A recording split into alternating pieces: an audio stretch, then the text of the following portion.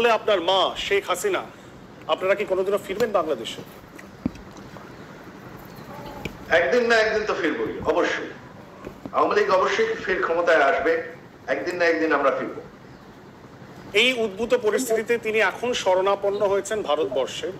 ভারত অবশ্যই বন্ধু রাষ্ট্র এবং আপনাদের পরিবারের সাথে ভারতের যে রাজনৈতিক মহলে যে শীর্ষ নেতৃত্ব তাদের একটা অনেক দিনের ঐতিহাসিক সখ্যতা রয়েছে। কিন্তু যেটা নিয়ে সবার মনে প্রশ্ন যে আপনার মা, যিনি একজন প্রাক্তন প্রধানমন্ত্রী, এবং তার বিরুদ্ধে এখন অভিযোগ উঠছে এবং বলা হচ্ছে যে তাকে বাংলাদেশে ফিরিয়ে আনা হোক।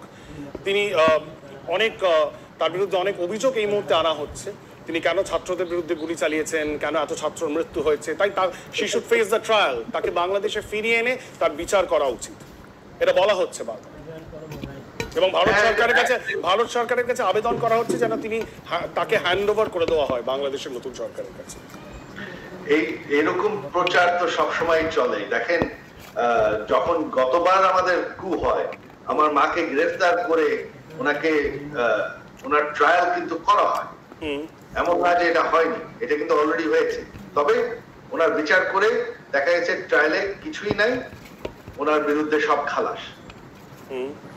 ওনার জীবনহানির শঙ্কা আপনি করেন? কারণ ওনার উপর তো গ্রেনেড হামলাও হয়েছে।